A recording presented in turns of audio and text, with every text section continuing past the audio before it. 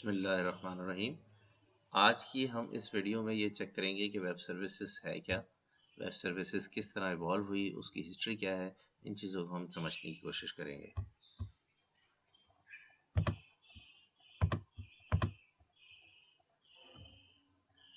Topics, जो topics इस video में हम कवर करेंगे वो कौन कौन से हैं। लैंग्वेजेस इवॉल्व, यानी कौन कौन सी लैंग्वेजेस कब कब इवॉल्व हुई थी जो वेब सर्विसेज में बनाने में इस्तेमाल होती हैं। उसके अलावा जनरेशंस, वेब सर्विसेज की जनरेशंस कौन सी हैं। और उसके अलावा फिर डिस्कस करेंगे डिस्ट्रीब्यूटेड कंप्यूटिंग एनवायरनमेंट, DCE, या फिर उसे रिमोट प्रोसीजर कॉल क्या होता है और उसका आर्किटेक्चर क्या था। इसी तरह एक और आर्किटेक्चर गुजरा है जावा के अंदर जिसका नाम है कोरबा आर्किटेक्चर, उसको हम देखेंगे। उसके अलावा हम सोप को देखेंगे जो माइक्रोसॉफ्ट का आर्किटेक्चर था, सिंपल ऑब्जेक्ट एक्सेस प्रोटोकॉल, और सोप इन्वेलप और उसकी चीज़ें डिटेल देखेंगे। उसके अलावा हम देखेंगे रेस्ट क्या चीज़ है, ठीक है, रिप्रेजेंटेशन स्टेट ट्रांसफ़र। फिर उसके अलावा रेस्ट के वर्क कौन कौन से हैं, और फिर उसके बाद ऑब्जेक्ट जावास्क्रिप्ट ऑब्जेक्ट नोटेशंस। इन चीज़ों को देखेंगे हम। इसमें ये हरगिज़ भी ये नहीं डिस्कस करेंगे कि वेब सर्विस बनती कैसे है और उसके अंदर से डाटा कम्युनिकेट किस तरह होता है, वो हम किसी और वीडियो में देखेंगे। ये सिर्फ हिस्ट्री से रिलेटेड है। अच्छा, लैंग्वेजेस इवॉल्व, सी जो है वो 1972 के अंदर AT&T लैब के अंदर डेवलप्ड हुई थी, और उसके बाद फिर जावा 1995 में डेवलप्ड हुई थी, और जावा स्क्रिप्ट जो थी 1995 में डेवलप्ड हुई थी। इसी तरह C++ 1998 में डेवलप्ड होना शुरू हुई थी। सी शार्प जो थी वो 2002 के अंदर डेवलप्ड हुई थी, और जे क्वेरी जो है वो 2006 के अंदर।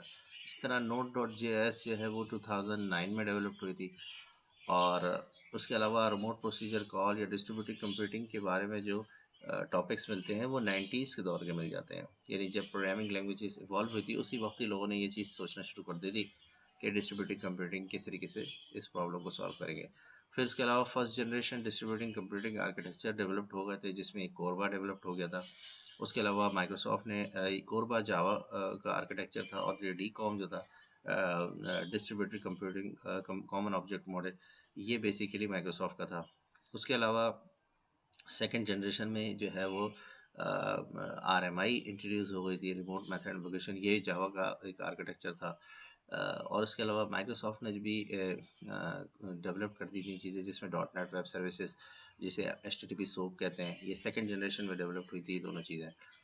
और थर्ड जनरेशन में जो आजकल जो चीज़ डेवलप हुई है, जो अभी तक यही चल रही है, जिसको हम रेस्ट कहते हैं, ठीक है, रेस्टफुल API और रेस्ट सर्विसेज। ठीक है, चलिए आए देखते हैं हम डिटेल में इन चीज़ों को। Generation of web service, generation of web service जो है ये काफ़ी, जैसे मैंने बताया ना, काफ़ी पुराना एक कंसेप्ट है, और उसमें 1990 से इसके ऊपर काम शुरू हो गया था। डिस्ट्रीब्यूटेड कंप्यूटिंग जो है वो क्या है, इसको समझ लीजिए। आप ये समझ लीजिए कि दो कंप्यूटर हैं, ठीक है, और दोनों कंप्यूटर जो है वो मुख्तलिफ लैंग्वेजेस बोलते हैं, मुख्तलिफ प्रोटोकॉल यूज़ करते हैं, मुख्तलिफ जो है वो ऑपरेटिंग सिस्टम्स हैं, तो how they are connect to the each other. ठीक है, अगर वो डेटा एक दूसरे से एक्सचेंज करना चाहते हैं तो कैसे होगा। तो ये अभी हम आगे डिटेल में देखते हैं। आपको सिर्फ ये बताना है कि जनरेशन ऑफ वेब सर्विसेज में किस तरीके से जो है वो इवॉल्व हुई थी। 1990s के अंदर डिस्ट्रीब्यूटिंग कंप्यूटिंग के ऊपर बात होना शुरू हो गई थी, और जावा के जो फ्रेमवर्क्स हैं, कोरबा का एक आर्किटेक्चर है, वो उस वक्त तो जावा डेवलप नहीं हुई थी, लेकिन बेसिकली एक आर्किटेक्चर दे दिया गया था कि किस तरीके से आपने जो है ना वो कम्युनिकेशन करनी है। इसी तरह माइक्रोसॉफ्ट ने जो है ना इसी चीज़ को देखते हुए फ़ौरन ही DCOM लॉन्च कर दिया था, ठीक है। और उसके अलावा माइक्रोसॉफ्ट ने एक और चीज़ भी निकाली थी, जिसे आप माइक्रोसॉफ्ट RPC कहलाता है, रिमोट प्रोसीजर कॉल। तो सेकंड फर्स्ट जनरेशन, ये तो फर्स्ट जनरेशन में हमने बात करी। इसके अलावा फर्स्ट जनरेशन के अंदर जो चीज़ इवॉल्व हुई थी उसमें कोरबा था, और जैसे अभी अपने पुराने स्लाइड में दिखाया कि आपको कोरबा था, रिमोट प्रोसीजर कॉल था, फिर इसी तरीके से DCOMs था, ये सारी चीज़ें फर्स्ट जनरेशन में थी। और सेकंड जनरेशन के अंदर हमने देखा कि किस तरीके से दूसरे आर्किटेक्चर्स आ गए थे, सूप आर्किटेक्चर आ गया था। तो यही सारी चीज़ें इसके अंदर डिटेल में दी हुई हैं। रिमोट प्रोसीजर कॉल या डिस्ट्रीब्यूटेड कंप्यूटिंग एनवायरनमेंट होता क्या है। देखिए, ये मैंने आपको एग्जांपल दिखाई है, इसमें लिखा है different host, different operating system, different location, different languages. जब 90s का दौर था उस वक्त ये चीज़ डिस्कस होती थी कि अगर एक कंप्यूटर जो है वो कोई और ऑपरेटिंग सिस्टम यूज़ कर रहा है, विंडोज़ यूज़ कर रहा है, लिनक्स यूज़ कर रहा है, तो वो दोनों कंप्यूटर सब इंटरनेट पे मौजूद हैं और डिफरेंट ज़ाहिर है उनके ऑपरेटिंग सिस्टम हैं, डिफरेंट होस्ट हैं, डिफरेंट लोकेशंस हैं उनकी, और डिफरेंट लैंग्वेजेस में लिखा हुआ है, तो how they are communicate with each other, ये एक सबसे बड़ा चैलेंज था। क्योंकि सी शार्प जो है वो, या जो भी लैंग्वेज है, सी है या सी प्लस प्लस है या जावा है, वो अगर एक कंप्यूटर पे ऑपरेटिंग सिस्टम विंडोज़ है तो वो उसको अंडरस्टैंड करता है, लेकिन अगर मैक का कोई सिस्टम है तो वहाँ ये चीज़ें तो नहीं चलेंगी। तो ये एक बड़ा प्रॉब्लम था कि किस तरीके से दो सिस्टम आपस में कम्युनिकेट करें, तो उसके लिए डिस्ट्रीब्यूटेड कंप्यूटिंग एनवायरनमेंट का एक कंसेप्ट आया। अच्छा, उसी चीज इस एनवायरनमेंट को देखते हुए जावा ने एक आर्किटेक्चर लॉन्च किया था 90s के अंदर, जिसका नाम था कोरबा। ये कोरबा किस तरीके से काम करता है देखें, इसको थोड़ा सा समझें। इसमें इस तरीके से समझें, मान लीजिए कि एक सर्वर है और एक क्लाइंट है, ठीक है, और एक मशीन है जो डिफरेंट लैंग्वेजेस में लिखी हुई है, मतलब एक ऑपरेटिंग सिस्टम विंडोज़ का उसके ऊपर चल रहा है, दूसरी के ऊपर मैक का चल रहा है। अब इसमें होता ये था कि जब आपस में दो ऑब्जेक्ट आपस में कम्युनिकेट करेंगे, दो क्लाइंट सर्वर कम्युनिकेट करेंगे, तो यकीनन कोई ना कोई डेटा एक्सचेंज होगा, ठीक है। फॉर एग्जांपल आपने ये पूछा कि 5 का टेबल जो है, 5 फाइव ज़ा क्या होता है, ठीक है, सर्वर से पूछा, 5 फाइव ज़ा 25 होता है, राइट। तो 5 फाइव ज़ा, तो सर्वर जाएगा, ठीक है, दो इनपुट लेगा, और इनपुट लेने के बाद उन दोनों को मल्टीप्लाई करेगा और उसका फिर आउटपुट आपको रिटर्न कर देगा, ठीक है। तो ये प्लेन आउटपुट है। तो इसमें इन्होंने ये बनाया हुआ था, एक सर्वर जो था वो ऑब्जेक्ट इम्प्लीमेंटेशन करता था, और क्लाइंट जो था वो रिक्वेस्ट सेंड करता था।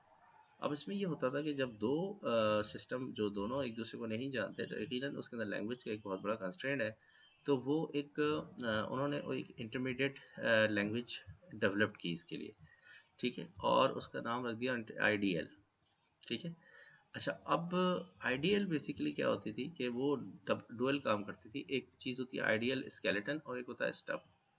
स्केलेटन जो होता है वो बेसिकली क्या होता है कि किसी भी यानी किसी भी ऑब्जेक्ट की एक स्केलेटन बनाता है और उसकी लैंग्वेज ट्रांसलेट भी करता है। मिसाल के तौर पे अगर आपने उर्दू में और इंग्लिश, एक साथ हैं जो सामने बैठे हैं, इंग्लिश जानते हैं और आप उर्दू जानते हैं, तो आप उर्दू में बोलेंगे तो आपके पास कोई चीज़ ऐसी होनी चाहिए जो उर्दू को इंग्लिश में ट्रांसलेट करे, और फिर वो जाके आप वो आप समझ पाएंगे। इसी तरह वो जब इंग्लिश में जवाब देंगे तो कोई चीज़ ऐसी हो जो डिकोड करे, जो इंग्लिश को वापस उर्दू में, तो इस तरीके से आप समझ पाएंगे। तो इसके लिए बेसिकली ये एक ट्रांसलेटर चाहिए जो डुअल ट्रांसलेटर हो।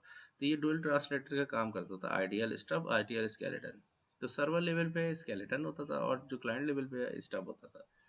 अब ये होता क्या थे कि जब भी आपकी क्लाइंट की रिक्वेस्ट आती थी, तो क्लाइंट ने रिक्वेस्ट सबसे पहले भेजी आइडियल स्टब को, ठीक है। उसने रिक्वेस्ट ली, और रिक्वेस्ट लेने के बाद उसने क्या किया, ओ आर बी इंटरफेस, उसने एक ओ आर बी इंटरफेस भेज दिया साथ साथ, यानी रिक्वेस्ट के साथ कोई पैरामीटर भी भेज दिया।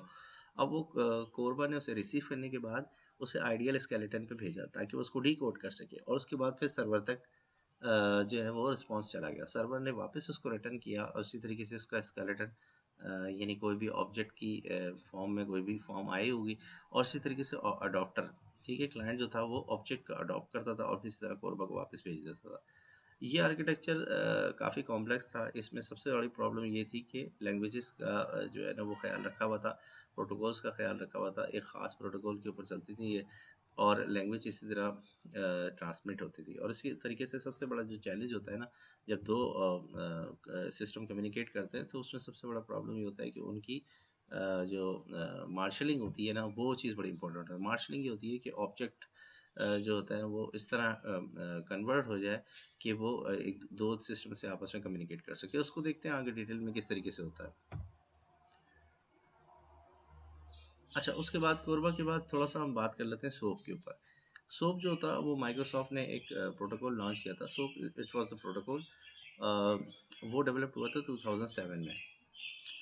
सोप को कहते हैं सिंपल ऑब्जेक्ट एक्सेस प्रोटोकॉल, ठीक है, और ये एक्सएमएल बेस्ड होता था प्रोटोकॉल, और ये एचटीटीपी के ऊपर चलता था, ठीक है, एचटीटीपी के साथ चलता था। यानी बेसिकली इस तरह था, आप ये इस तरीके से समझ लीजिए। कि मान लीजिए कि दो सिस्टम आपस में कम्युनिकेट करना चाहते हैं एक वेब सर्विस कॉल करके, और वो वेब सर्विस जो है वो कोई डेटा आपको ट्रांसमिट करती है। अब डेटा दो तरह का होता है।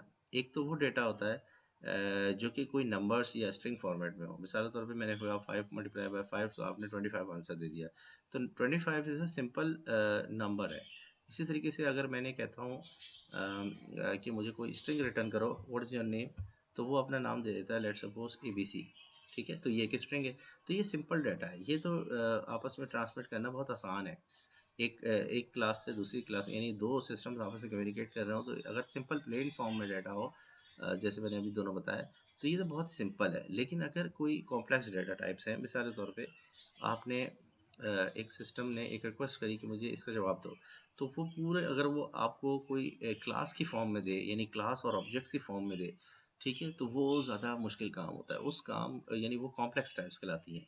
और असल काम ही यही था कि कॉम्प्लेक्स टाइप की हैंडलिंग होनी चाहिए, जिसमें ऑब्जेक्ट हो और उसके अंदर आपके पास एरे फॉर्म में डाटा आ रहा हो, या इसी तरीके से कोई कलेक्शन आ रही हो, या फिर कोई कलेक्शन के अंदर क्लासेस हों, और इसी तरीके से कॉम्प्लेक्स डाटा टाइप आपस में ट्रांसमिट करें, यही चैलेंज था।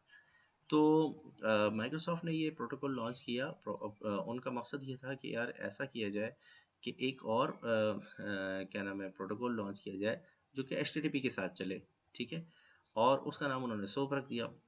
वो प्रोटोकॉल HTTP के साथ चले, यानी जब भी HTTP की रिक्वेस्ट दी जाए तो वो भी उसके साथ साथ उस रिक्वेस्ट के साथ साथ आप किसी भी और चीज़ को भी रिक्वेस्ट कर सकें, यानी कोई वेब सर्विस को रिक्वेस्ट कर सकें। अब जब web service complex data type दे, तो वो कॉम्प्लेक्स डेटा टाइप जो है वो XML फॉर्मेट के अंदर ट्रांसमिट हो जाए। ठीक है, जैसे मिसाल के तौर पे आपने XML फॉर्मेट में इस तरह हो जाए, जैसे आपने क्लास बनाई और उसके अंदर 6 ऑब्जेक्ट बना दिए। ठीक है, तो 6 ऑब्जेक्ट हैं मिसाल के तौर, 6 इंटीजर हैं या स्ट्रिंग है, तो वो क्लास जो है ना अपने अंदर एट्रीब्यूट की फॉर्म के अंदर उनको रख ले, और इसी तरीके से वो पूरा स्केलेटन बना ले XML फॉर्मेट में जो क्लास का होता है। ठीक है, तो जब वो इस तरह बना लेता है तो वो फिर पास कर देता है डेटा। तो इस तरीके से दूसरी जगह जब रिसीव होता है तो एक्सएमएल फॉर्म में होता है, एक्सएमएल को वो रीड करके वापस उनको क्लासेस की प्रॉक्सी में कन्वर्ट कर देता है, और इस तरीके से जो है वो जो है ना वो कम्युनिकेशन हो जाती है। जैसे अभी फॉर एग्जांपल इस एग्जांपल में देखें, एक है सर्विस कंज्यूमर और एक है सर्विस डिस्क्रिप्शन। ठीक है, ये ग्रीन कलर में जो है सर्विस प्रोवाइडर है, ये कोई ना कोई सर्विस है, वेब सर्विस है। जब आपने सर्विस कंज्यूमर ने यानी क्लाइंट ने रिक्वेस्ट करी, तो दो काम बीच में हुए। सर्विस रजिस्ट्री, सर्विस रजिस्ट्री क्या चीज़ है? बेसिकली क्या होता है कि एक जगह तमाम सर्विसेज जो होता है मौजूद होती हैं। ठीक है, जहाँ पर जिसको UDDI कहते हैं लोग, UDDI universal distributed discovery interface. ये एक ऐसा इंटरफेस है जिसके थ्रू ये पता चलता है कि यार ये आप वेब सर्विसेज मौजूद है। ये समझ लीजिए कि एक डिक्शनरी टाइप की चीज़ है, डायरेक्टरी टाइप की चीज़ है जिसमें तमाम वेब सर्विसेज के एड्रेसेस होते हैं। उसके अलावा WSDL, WSDL web service description language, ये बड़ी इंपॉर्टेंट कॉन्सेप्ट है, इसको समझ लीजिएगा। वो ये होता है कि जब हम सोप पे काम करते थे उस वक्त होता ये था कि जब दो सिस्टम आपस में कम्युनिकेट करना चाहते हैं, मिसाल के तौर पे एक वेब सर्विस किसी क्लाइंट के पास USA के अंदर मौजूद है और वो बनी हुई है, और उन्होंने उसका वेब सर्विस का वैसे एक्सटेंशन होता था ASXM। ठीक है, और जब वेब सर्विस को रिक्वेस्ट हम करते थे, तो अब होता ये था कि सबसे पहले वेब सर्विस कंज्यूम की जाती थी। जब मैं डॉट नेट का प्रोग्राम खोल के मैं पूछता था क्लाइंट से कि भाई कौन सी वेब सर्विस है, वो मुझे एड्रेस दे देता था कि www, वो पूरा एंड पॉइंट दे देता था, www सर्वर नेम स्लैश और फिर वेब सर्विस का नाम स्लैश, और फिर उसके बाद कोई भी उसके अंदर वेब सर्विस का जो नाम होता है प्रॉपर, वो ASMX के साथ वो मुझे दे देता था। मैं क्या करता था, डॉट नेट के अंदर एक टूल बना हुआ था जिसको हम कहते हैं WSDL, web service discovery language. तो ये डिस्कवर करता था वेब सर्विस को। जैसे ही आप उस टूल के अंदर जाके वेब सर्विस को लिखते थे, टाइप करते थे, तो वो करता ये था कि सर्वर पे रिक्वेस्ट करता था और जाके वेब सर्विस का पूरा स्केलेटन उठा के ले आता था। यानी कि उस वेब सर्विस में कितने मेथड हैं और वो क्या क्या रिटर्न कर रहे हैं, उनकी टाइप्स क्या क्या है और उन टाइप्स के एट्रीब्यूट क्या क्या है, वो पूरी एक प्रॉक्सी बना के ना और ला के आपके सिस्टम में स्टोर कर लेता था, या समझ लें आपके सिस्टम में जाके वो डाल देता था। अब उसका फ़ायदा ये होता था कि अब मिसाल के तौर पे जो वेब सर्विस रिटर्न कर रही है ना, वो मिसाल के तौर पे पेपॉल की है। अब पेपॉल की जो जितने भी क्लासेस हैं, मेथड्स हैं और जितने भी उनके एट्रीब्यूट हैं, उनकी खाली इम्प्लीमेंटेशन, यानी कि सिर्फ एम्प्टी इम्प्लीमेंटेशन ला के मेरे सिस्टम में बन जाती थी। अब मुझे ये पता होता था कि जो ऑब्जेक्ट जो मैं मेथड कॉल करूँगा उस पर जो चीज़ मुझे रिटर्न होगी ना, वो ये टाइप की होगी। तो उसमें मेरे लिए कोई प्रॉब्लम नहीं होती थी। मुझे पता होता था कि यार ये जो मैं वेब सर्विस कॉल करूँगा तो इसका रिटर्न जो है इस क्लास की फॉर्म में आएगा, तो उसमें ये चीज़ें होंगी, ठीक है। तो ये वेब सर्विस डिस्कवरी लैंग्वेज की काम करती थी, जिसको हम प्रॉक्सी भी कहते हैं दूसरे लफ्ज़ों में। तो ये बेसिकली ये आपको डायग्राम में भी नज़र आ रहा है कि जब आप किसी भी वेब सर्विस को कॉल करते हैं तो वो वेब सर्विस जो है WSDL के थ्रू कम्युनिकेट करती है और UDDI से फाइंड होती है। UDDI से आप फाइंड करते हैं और कोई भी सर्वर जो है वो पब्लिश करता है वेब सर्विस तो UDDI की मदद से करता है, और फिर क्लाइंट जब भी उसे फाइंड करता है UDDI से करता है। इस तरीके से WSDL के थ्रू वेब सर्विसेज की डिस्कवरी पूरी तैयार होती है, और डिस्कवरी को जब वेब सर्विस की कॉल की जाती है तो वो क्लाइंट का पूरा उसका प्रॉक्सी बन जाती है। तो this is how the web service has consume, ठीक है। और फिर जब कंज्यूम हो जाते हैं तो फिर उसके सिंपल मेथड कॉल करने और फिर उसके बाद कॉम्प्लेक्स डेटा टाइप हो या नॉर्मल डेटा टाइप से हो, वो आपके पास रिटर्न हो जाती थी। सोप में थोड़ा सा हम डिटेल में और देख लेते हैं कि क्या होता है। सोप में अंदर एक्सएमएल फॉर्मेट जैसे मैंने बताया, तो ये देखिए आपको एक एग्जांपल नज़र आ रही है। इसमें नज़र आ रहा है कि सोप का एक एनवलप बन रहा है और एनवलप के अंदर एक उसका नेम स्पेस डला हुआ है। उसका सोप की एक बॉडी बनती है। बॉडी के अंदर जो है वो सोप की बॉडी के अंदर क्या होता है कि आपके पास एक मेन सर्विस जो भी वेब सर्विस होती है उसका नाम होता है, और उसके बाद फिर नीचे उसकी टाइप्स आना शुरू हो जाती हैं, पैरामीटर से होते हैं। जैसे आपको पता है कभी कोई मेथड आप कॉल करते हैं तो उसके पैरामीटर भी होते हैं, ठीक है। तो वो सारे पैरामीटर और इसी तरह सोप की बॉडी बन जाती थी और इस तरह एनवलप तैयार हो जाता था। तो ये एग्जाम्पल में भी डायग्राम में भी नज़र आ रहा होगा। हेडर होता है, फिर हेडर के ब्लॉक्स होते हैं, फिर इस तरह बॉडी होती है, बॉडी के ब्लॉक्स होते हैं। तो इस तरह एक कोई भी रिक्वेस्ट करने के लिए पूरा इस तरह एक एनवलप बनता था, ठीक है। और वो एनवलप जाता था सर्वर पे, सर्वर उसे डिकोड करता था, फिर उस पर रिस्पॉन्स दे के और फिर उसके बाद वो सोप एनवलप वापस क्लाइंट के पास आता था। क्लाइंट फिर इसके बाद इस वेब सर्विस इस एग्जाम्पल को रीड करके रिस्पॉन्स हासिल कर लेते थे। लेकिन ज़ाहिर है वेब सर्विस सोप के अंदर काफ़ी प्रॉब्लम्स थी, तो वो इंशाल्लाह हम आगे देखते हैं। फिर उसके बाद एक और नया कॉन्सेप्ट आया जो कि 2000 के अंदर इस पे काम शुरू हो गया था, और वो था rest. Rest stand for representational state transfer, ठीक है। अब रेस्ट क्या चीज़ है? रेस्ट ने दो काम किए जो सोप ने नहीं किए थे। पहला काम उसने ये किया कि उसने कहा कोई एक्स्ट्रा प्रोटोकॉल बनाने की ज़रूरत नहीं है, ठीक है। सिंपल HTTP के साथ ही यही रिक्वेस्ट चली आया करेगी किसी भी वेब सर्विस की। जिस तरह HTTP के थ्रू आप किसी भी वेबसाइट को रिक्वेस्ट करते हैं और पूरा डेटा आपके पास आ जाता है स्ट्रीम फॉर्म में और HTML फॉर्म में, और आप उसे डिस्प्ले करा लेते हैं। तो रेस्ट को भी उन्होंने कहा कि अगर आपको डेटा ही चाहिए तो आपको सिंपल HTTP प्रोटोकॉल के थ्रू ही हो जाएगा, यानी आपको कोई और प्रोटोकॉल की ज़रूरत नहीं है। पहला काम उन्होंने किया। दूसरा काम उन्होंने किया कि XML चूँकि काफ़ी हैवी होती है और डाटा उसका ट्रांसमिट करना और रिसीव करना और फिर उसके बाद उसे उसको उसके अंदर मुख्तलिफ़ किस्म के इन्वेलप्स बनाना वो काफ़ी मुश्किल काम है और काफ़ी यानी हैवी रिक्वेस्ट हो जाती है। कोई एक रिक्वेस्ट है ना काफ़ी हैवी हो जाती है। तो उस चीज़ को ख़त्म करने के लिए उन्होंने कहा कि भाई सिंपल जो डेटा ट्रांसमिट होगा ना वो स्ट्रिंग फॉर्मेट में होगा। अब सवाल ही पैदा होता है अगर स्ट्रिंग फॉर्मेट में डेटा होगा तो फिर कॉम्प्लेक्स डेटा टाइप्स का क्या होगा? जैसे कि अभी हमने डिस्कस किया, बिल्कुल इसका हल उन्होंने ये निकाला कि स्ट्रिंग फॉर्मेट में इस तरह डेटा ट्रांसमिट किया जाएगा तो उसमें कॉम्प्लेक्स टाइप्स भी हैंडल हो सकें।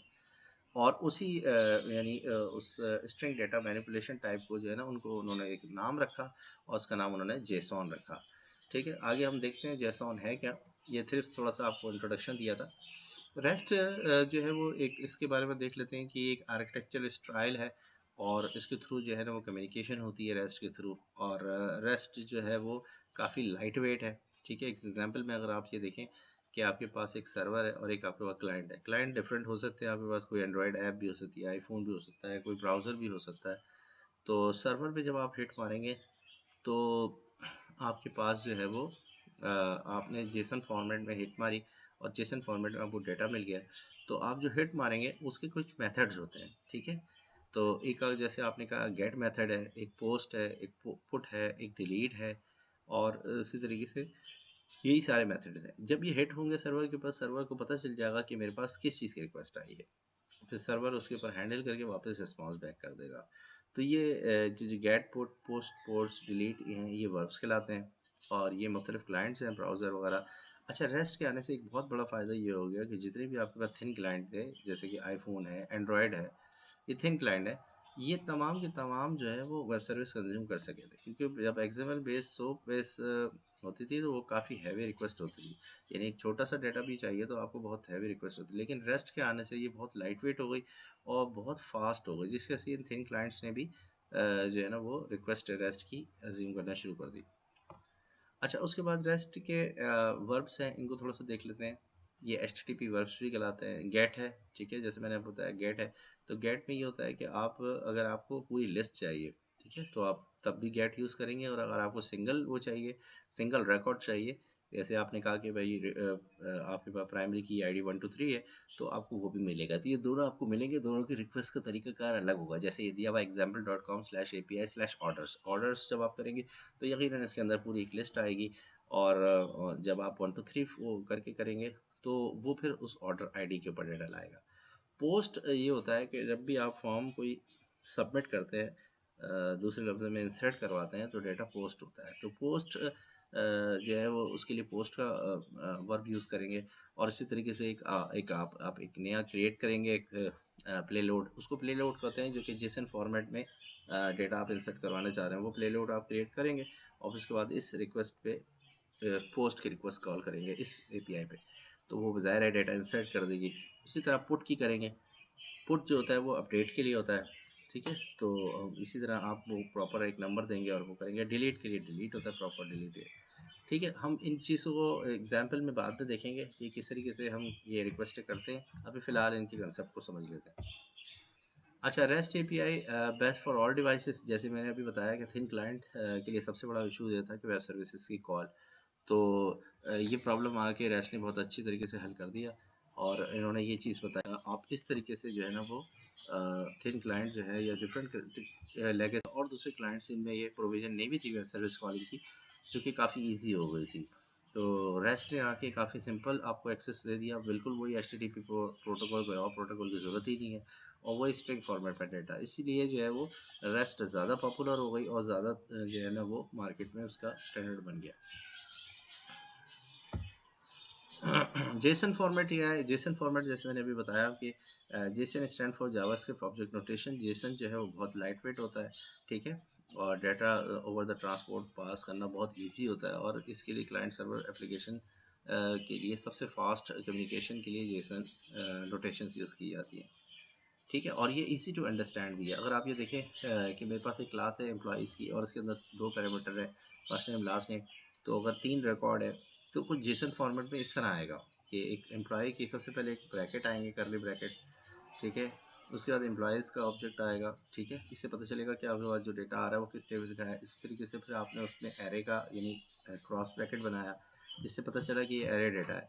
और फिर दोबारा से जो है ना वो करली ब्रैकेट्स के अंदर जो है ना वो दोनों पैरामीटर्स आ गए इस तरीके से। तो पता चला पहला रिकॉर्ड, दूसरा रिकॉर्ड और तीसरा रिकॉर्ड एरे के अंदर।